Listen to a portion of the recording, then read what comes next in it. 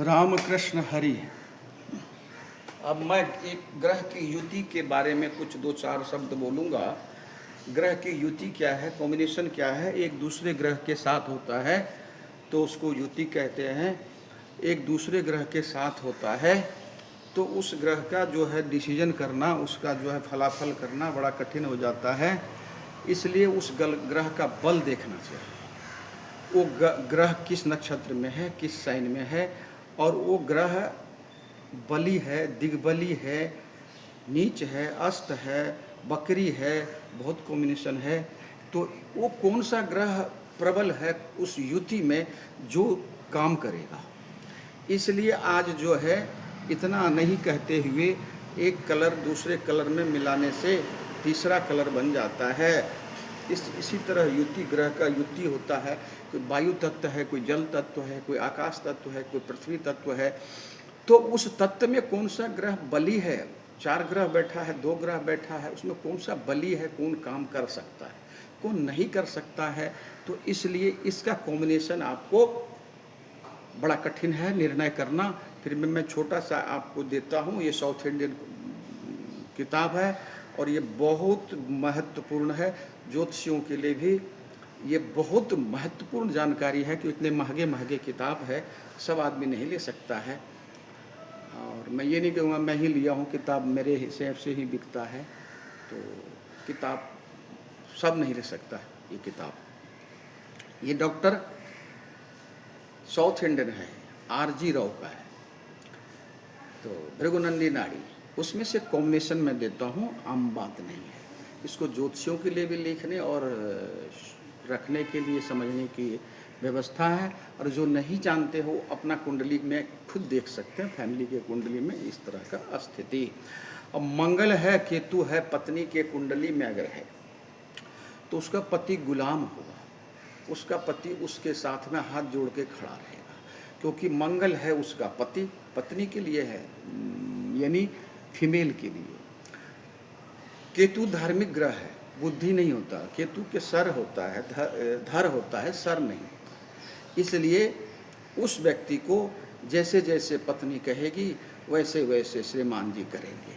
मंगल और चंद्रमा अगर इकट्ठा हो तो मंगल जो है, मंगल पति भी है, मंगल भाई भी है। कुंडली अलग अलग साउथ इंडियन में है, नॉर्थ इंडियन में है, भृगुनंदी नाड़ी में है। नाड़ी का भी कितनी किताब है, अष्टक वर्ग में है, यानी जैमिनी में है। कई तरह का सिस्टम है कि बहुत लफड़े हैं। तो जितना आप समझ सकते हैं नॉर्थ इंडिया के कुंडली से, या जो भी आप लगा सकते हैं वो आप समझ सकते हैं। उसको अंगारक यानी मंगली दोष भी कहते हैं। मंगली दोष क्या होता है, अब मंगली दोष क्या होता है ये मैं कह नहीं सकता अभी फ़िलहाल इस पे। और मंगल होने के बाद भी मंगली नहीं होता है नारद पुराण के हिसाब से। मैं एक बार ये भी दूंगा, जो मंगल दोष है लेकिन नहीं है, ये नारद पुराण के हिसाब से। तो मंगल अगर है चंद्रमा के साथ में तो वो फैरी यानी गर्म होता। उसकी माँ भी बहुत खुंदक में आज के होता, बड़ा क्रोधी होता है। और मंगल चंद्रमा उस व्यक्ति को भी जो है, उसके माँ का ऑपरेशन भी होता है, उस व्यक्ति को भी हर हमेशा क्रोध में लगा रहता, वो व्यक्ति क्रोधी होता है। सूर्य बृहस्पति दिव्यात्मा योग है। सूर्य पिता है, सूर्य विल पावर है, सूर्य और बृहस्पति गुरु है, बृहस्पति व्यक्ति खुद है। जीव है, यानी जीव मतलब बृहस्पति, बृहस्पति मतलब खुद वो व्यक्ति, और सूर्य मतलब आत्मा, सूर्य मतलब पिता। तो उसका पिता बहुत धार्मिक होगा, उसका पिता सात्विक विचार वाला होगा, उसका पिता जो है समाज में सम्मान होगी, और वो व्यक्ति जो है वो व्यक्ति भी सम्माननीय होगा। उस व्यक्ति को किसी न किसी सरकारी अफसर, राजा, मंत्री, नेता, इन लोगों से संपर्क रहेगा। वो व्यक्ति बहुत दयालु परोपकारी होगा। बुध चंद्रमा का योग अगर हो तो व्यापार का योग बनता है। बुध बिजनेस है, व्यापार है, विद्या है। चंद्रमा ट्रैवल है, फास्ट मूव करता है, भागा दौड़ी करता है। तो बुध और चंद्रमा के कॉम्बिनेशन से जो है यात्रा वाला व्यापार होता है, यानी ट्रैवल वाला व्यापार, भागा दौड़ी का व्यापार, वो आदमी बैठ नहीं सकता, बैठ के काम नहीं कर सकता, कभी कहीं कभी कहीं कभी कहीं। तो आजकल एक आध काम नहीं है कि जो मैं आपको फोकस डालूं कि यही काम करेगा, लेकिन ये काम पहले होता डाकिए का, अब डाकिए वाला सिस्टम तो नहीं है। तो ये कौन सा काम करेगा जो भी ट्रैवल, दिन रात भागा दौड़ी चलता फिरता रहेगा। बुध और चंद्रमा के कॉम्बिनेशन से व्यापार होता है, और व्यापार होता चलायमान, बैठ के काम नहीं हो सकता। मंगल बुध शुक्र, मंगल और बुध और शुक्र, मंगल पति होता है और बुध जो है साली कहिए या लवर कहिए, ये होता है। ये अगर तीनों कॉम्बिनेशन होगा तब, और शुक्र पत्नी है।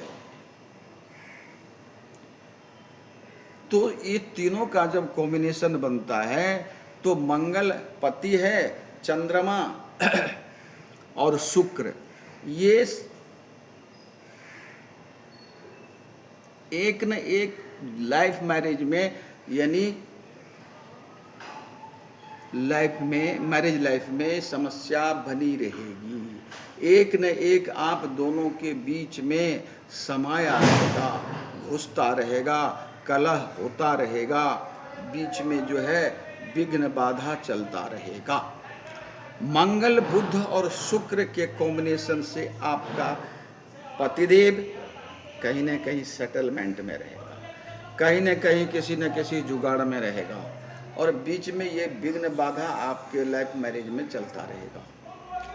इसलिए अपने पति को समझाएं, अपने पति को खुश रखें, अपने पति का सम्मान करें, क्योंकि मंगल जो है पति है, बुध जो है बाहर वाली है, और शुक्र आप खुद हो।